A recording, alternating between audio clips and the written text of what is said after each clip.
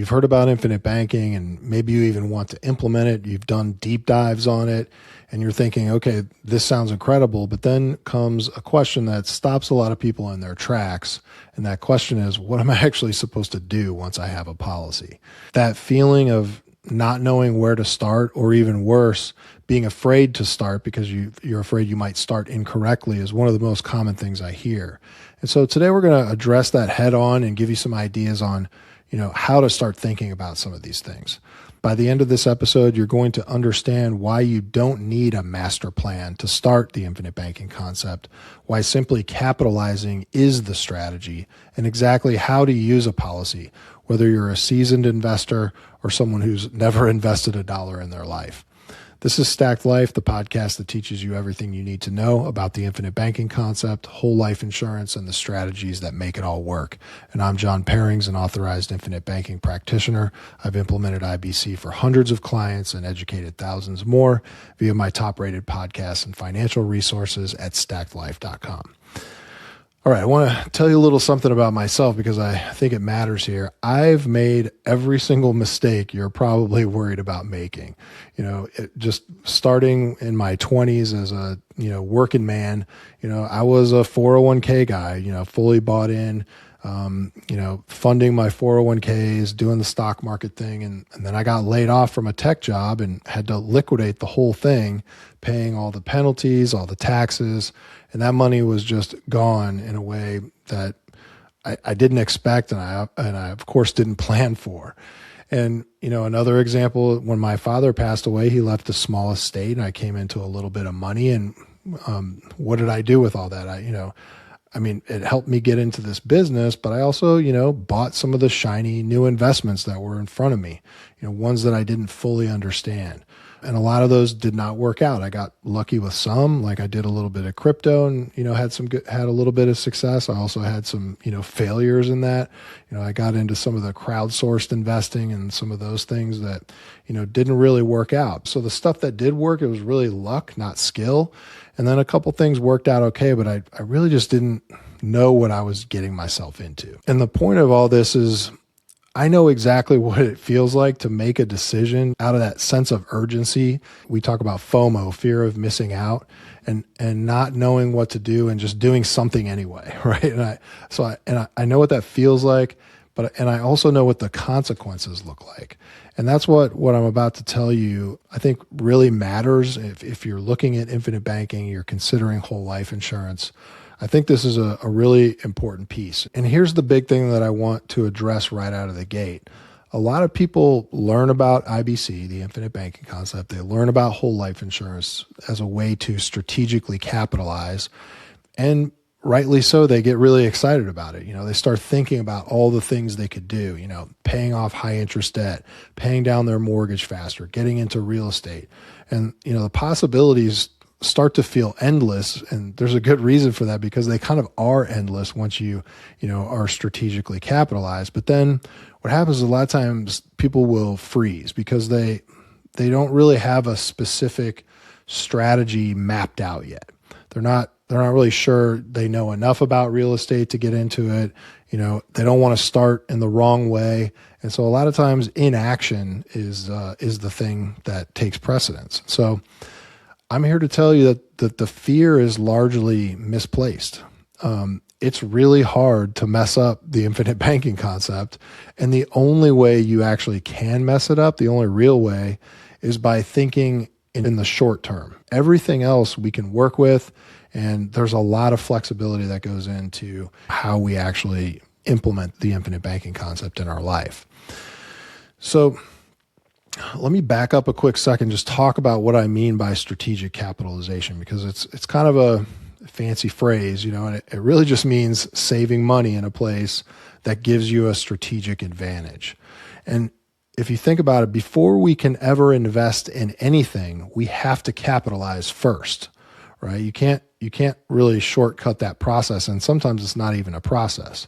Anytime someone invests in anything, whether it's real estate, stocks, a business, they had to accumulate the capital somewhere before they deployed it. And I say sometimes it's not a process because sometimes it just goes into a bank account. That's the conventional way. The conventional way we capitalize is just in a regular bank account. And when you capitalize in a bank account, your money is pretty much just sitting there, not doing a whole lot. And then you pull the money out to buy your investment.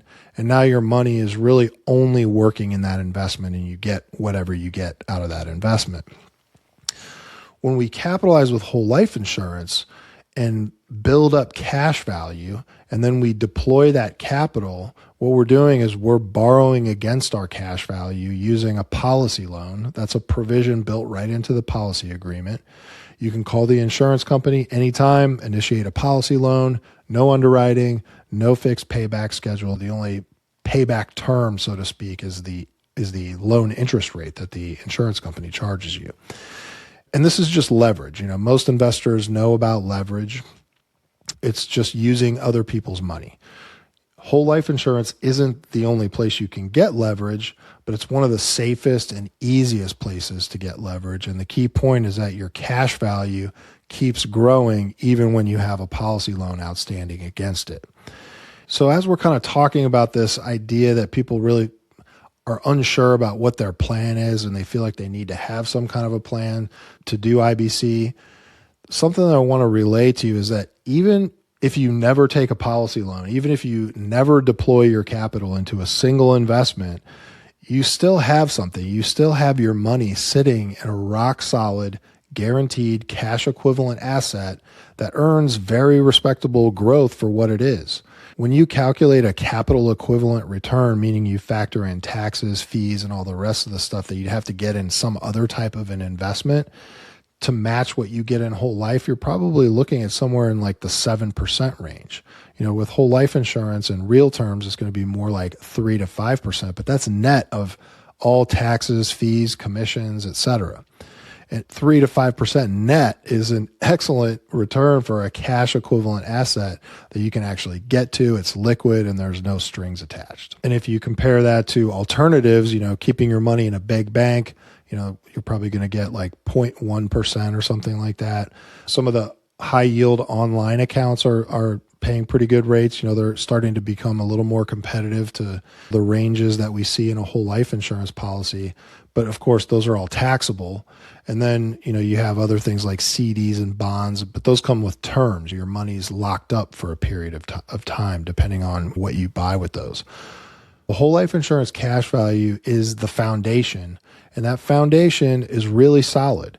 So even if you're brand new and you haven't figured out your next move yet, you're not losing, right? You are building something very real. Part of any good financial foundation is an emergency fund. So I want to talk about emergency funds for a second because I see people get into trouble because of a lack of emergency funds all the time.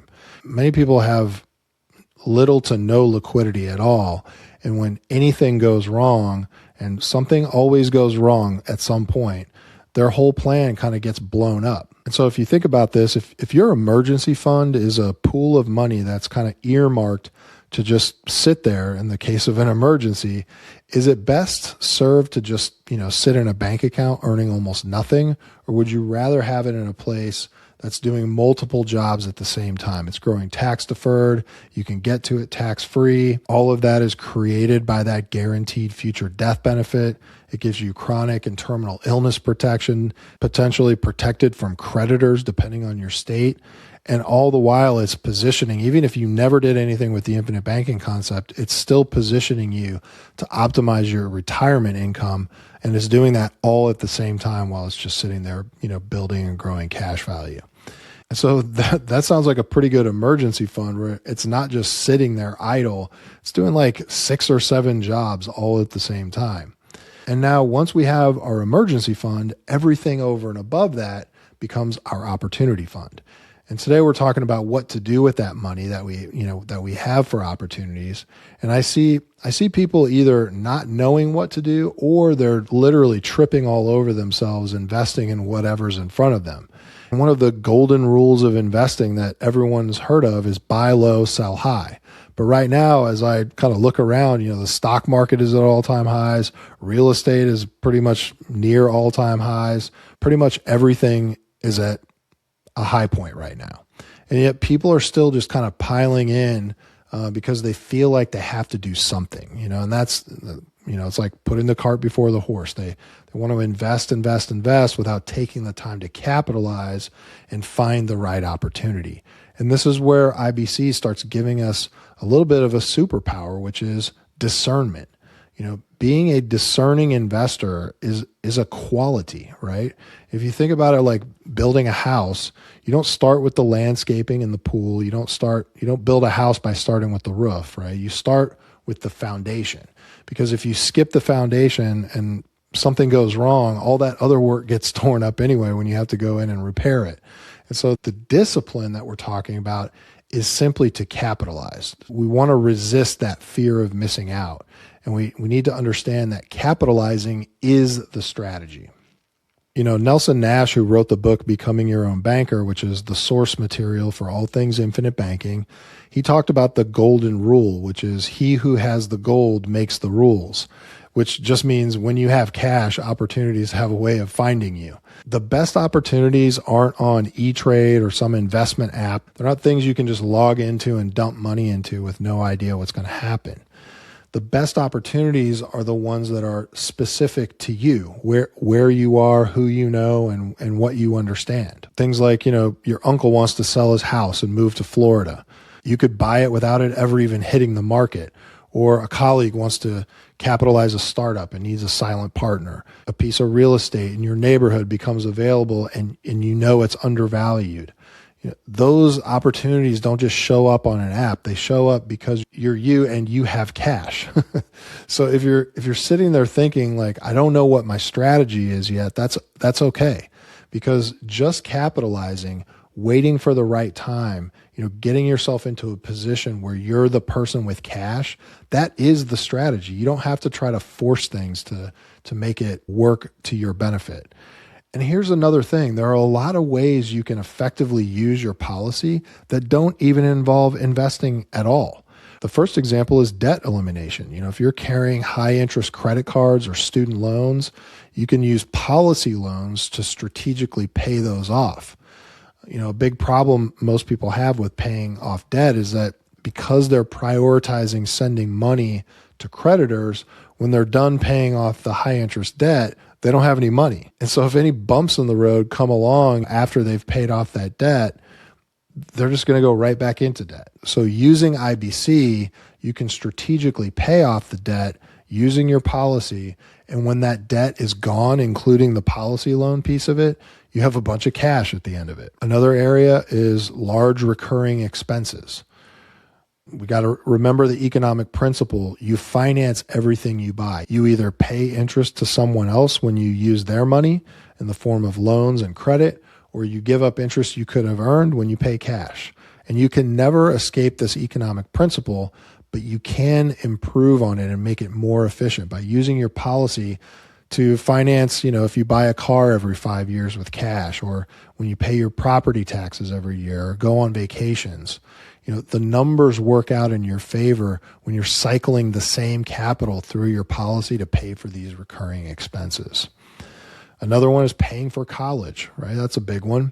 Most people either go into debt or pay for college, and that money is just gone forever. What if instead you could be the banker? Your kids get the benefit of your capital to pay for college, then they pay that back on a schedule that you design in the family. All the while, your policy's cash value is still growing. By the way, when you think about that future value that college money could have been by retirement, you're talking about a significant amount of annual retirement income that you're just throwing away if you pay for college in the standard format. That's money that you could have had back in your life and use and enjoy during those retirement years. And this is why whole life insurance is sometimes called the AND asset, AND. You can have your whole life insurance policy and do all the other things you were going to do anyway. This isn't an either or situation. The policy is not a sacrifice. You're not giving things up just to buy your whole life insurance. You can buy your whole life insurance and do all of those other things. You're building the foundation that makes all those other moves possible, and not only just possible, but more effective. I recently did a talk to a couple hundred IBC authorized advisors at the annual Infinite Banking think tank about policy design. And the theme of this year's conference was think long range, which is a key principle reiterated many times in Nelson's book, Becoming Your Own Banker. And that theme is appropriate to this episode because people who find the best success with infinite banking always think long range. A whole life insurance policy is an actuarial product or a math equation built literally around you and your whole life, as in your entire life. That's where the name whole life insurance comes from. It's not an account, it's an actuarial calculation that literally syncs with your lifespan. So what this means is that the only way you can mess anything up having to do with whole life and infinite banking is to have short-term thinking. To have such a high time preference, meaning you're only focused on what you can do right now, that you blow up the long-term potential by trying to move too fast. And a lot of times that's in the form of treating IBC like it's a hack. As long as you're thinking long range, it really is hard to mess this up. To close out here, don't worry so much about having the perfect strategy before you start, or any strategy at all for that matter. Strategically capitalizing is the strategy. You'll never be in a worse position by having access to cash, and that's a timeless truth. And when you're sitting on a pool of cash that's guaranteed to grow, tax advantage, and accessible whenever you need it, your financial life becomes so much easier and so much more peaceful, full of options you didn't have before. And that's really what this is all about and what we're trying to build here. So if you found these principles are resonating with you and you'd like to learn how they might apply in your life specifically, head over to stackedlife.com and book a free consultation with me right there. We can talk about you, take you through a short financial assessment, and find out if IBC would be a benefit to you in your life, and if it is, what the next step you can take.